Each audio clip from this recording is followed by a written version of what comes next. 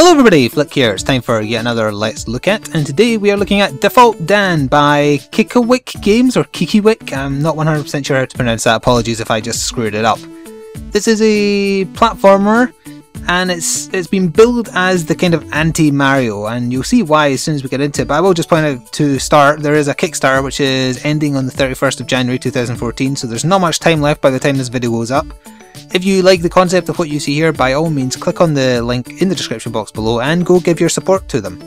The game is going to be coming out on PC, Mac, Linux, iOS, Android and Windows phones as well, so basically everything besides consoles and handheld consoles.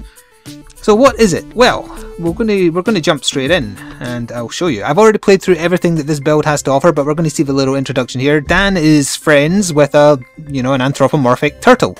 Doesn't that seem a bit odd? And in the background there is the villain, an evil princess. So this kind of sets up the theme of the game, really. It's a platformer where everything is opposite. And yep, there goes our poor little turtle friend. The evil princess has stolen him. And Dan is very unobservant, as it may appear. So the game challenges your inbuilt platformer expectations. I don't know how else to say it. And it frustrates you in a really good way in that... Oh, it's put me all the way back to trying to fight the boss. I already have fought the boss, honestly. I have cleared everything that is available here. But we're going to go back to the start so I can go into more detail about what this is like. And obviously this presentation style is very like Mario. So if you've played any Mario game, you're very familiar with the kind of layout we've got here. Yeah, we'll go back to the first stage so I can explain things at a leisurely pace. So, as I was saying, the game was frustrating in a good way because it challenges your expectations for a platformer. Although I would say the one thing I was expecting the game to also do is have you run to the left, not the right, but maybe that proved too confusing for people who are too used to running to the right. Why is it always the right anyway? Anyway, you know how to jump, don't you? Look, there's coins. That'll give me more points, won't it? Nope. Coins are evil because coins are good, so coins kill you. So that is not what you want to do. So you might think dropping down a hole would kill you, right? Nope. That's a good thing in this game because everything is backwards. Now obviously because I played through everything that this has to offer, I'm not going to fall for stuff unless I might still, die by accident.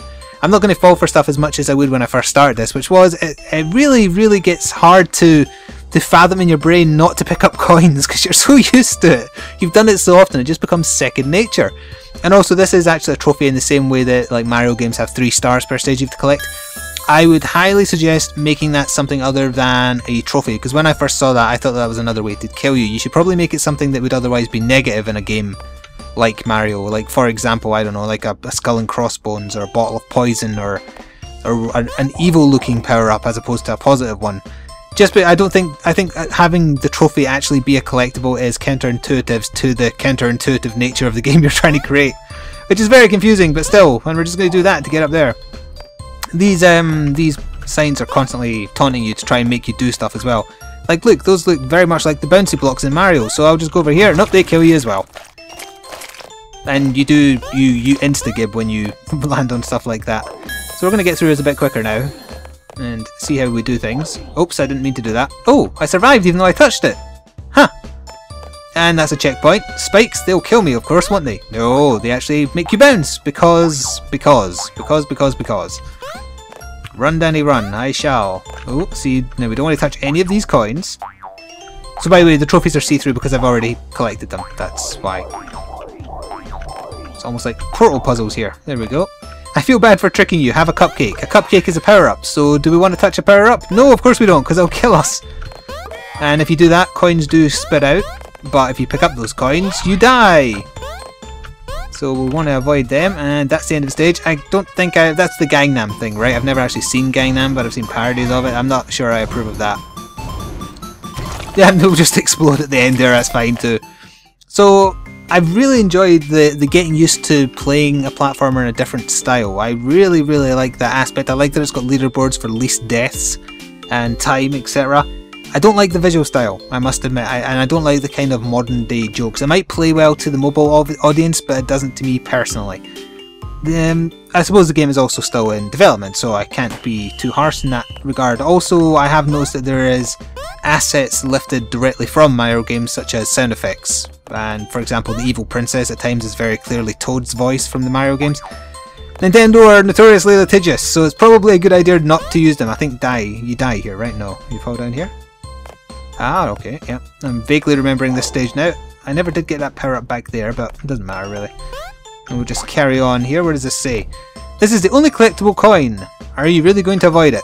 Shall I fall for it? Shall I touch the coin? No. Let's carry on. Oh, that was close.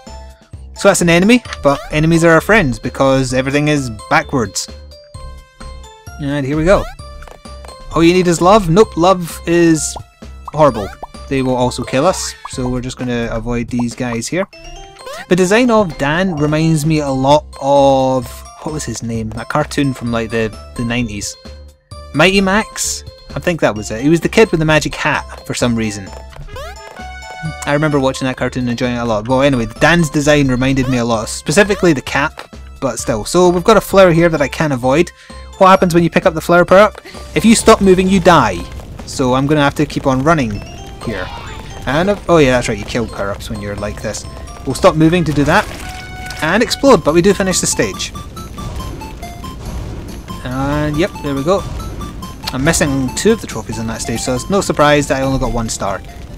I think I'll skip a few stages now, maybe show you one of the later ones. Oh wait, hang on, I have to do this. This is a bonus stage here, where you have to get all the coins in as few deaths as possible, I believe. So the idea is you actually have to actively go and kill yourself because the gib will hit coins, like so. And you collect them. Like I got quite a few there. So it's an interesting minigame. I actually had a lot of fun when I was doing this. It's a little disturbing, you know, constantly exploding and seeing your disfigured body all over the place, but I can't remember how you get up there. I'll find out in a second. Oh, you fall down on the far side if I remember correctly. We'll just take this with us. Here we go. Oh, I missed one. Oh no, I don't need to do that, just the coins, that's fine. The music is a bit weird for the situation too. I'll just take the flower again, why not? Because I'll gib anyway, and there's 2 left I think. Yeah, 2 left, 48 out of 50. Oh, apparently my gib got it while I was doing something else. But now we're just going to kill these guys and then I'm going to stop moving so I can explode. So having innovative mini-games like that appeals to me a lot. And I will once again emphasise, when you first start playing this game, it isn't as easy as I'm making it seem, because at the back of your head is all those times you've played a platformer from when you were a kid, where coins are good, where power-ups are good, and you just go out of your way to pick them up. You can't help it. It's just built into you if you grew up on platformers, especially like I did. I grew up on the Mario games. Whoops, why on earth would I do that? Actually, it's because I'm using the keyboard, and I sometimes confuse the dash button with the jump button, so that's the thing. Controller support would be nice. I don't think this build that I've been given has it. Plants, they must be bad, right? No, they're good. Kind of. Anyway, we'll just bounce over here. And that's I hope that's a placeholder animation, because that looks very silly. Right, we can actually kill these love hearts if we punch them. I must have been on the end of my punch there, so that didn't work. Let's try that again. There we go. Now we want to avoid the coin, but we also don't want to jump too high. Oh, I jumped too high. Do what I say, not what I do, is the ideal way to get through this. There we go. And we'll just go up here. Now, which way am I going? So these jump pads, you would think they'd bounce you, right? Well, nope. They just actually don't make you bounce at all. They make you stick to the ground, almost. We'll go over here to the plant. Thank you. Oh, I should have pressed jump. Oh, what does this one do? Ah, you can't actually get to that one. Oh, damn. My bad. Now I don't think I want to, although I think this build I've been given is for press only and for the purposes of review and preview, I don't think I want to spoil the boss of the build, just because, you know, it might be the same in the full game. Or I either have to make it to there or I have to actually just catch the jump on the way over. And that's, yeah, if you press jump when you come off those pads too quickly, you don't jump. Let's try that again. I want to at least get through this stage before I wrap up here. It might be a bit on the short side, I do apologise if it does end up to be that way. Yep, it's not working at all. Let's try this again. There we go, that's what I wanted to do. Oh, I even got a power up I missed before. Perfect. We'll do. There we go. And stupid dance. There we go. 1 out of 3. Died 5 times. And it took me 1 minute 5 seconds. Next rank was 2-star if I had done it in 5, 6, 7, 8 seconds faster. Oh well. So yeah, I think I've accidentally almost shown off half of this build I've been given, and I didn't want to do that. I will take a brief look at the boss as I kind of wrap up here, just by saying once again that this was Default Dan. A platformer where everything works like Bizarro World, and I like it a lot. Once you get over the frustration though and actually get used to the way things happen here, it might become just a by-the-numbers platformer in a manner of speaking, because you'll just get used to the conventions in this game, although then if you went to play another platformer afterwards, you might get really confused again, I don't know. Anyway, there is a Kickstarter. It is linked in the description box below. I don't think this is the boss, is it? Oh, it is, it is. Okay. So we'll take a quick look here. It's available. It's going to be available on phones, it's going to be available on PC, Mac and Linux. Don't know when, and the Kickstarter ends on the 31st of January, as I said. So I will die to the princess here, who laughs like Toad every so often, unfortunately. Because I don't want you to show... I don't want to show me beating her. See, that was very clearly a Toad noise there. The music is good for the boss fight though, I approve of that music. The rest of the tracks are a bit... Well, I should have hit her before she did that, but never mind. Yeah, it took me a fair few attempts to beat this lady. I'm not quite sure why she gave me there, but you do have to start over if you get killed, by the way. I'm going to get killed by these hearts. Oh, no I'm not. I got killed by there. Anyway, I'm going to wrap up here. Thank you very much for watching. Sorry it was a bit on the short side, but I didn't want to show off too much of the game. Stay tuned for more gaming stuff. Or more insta-gibbing of Default Dan if you prefer. Anyway, I'm going to go now. Thank you for watching. Ta-ta for now, everybody.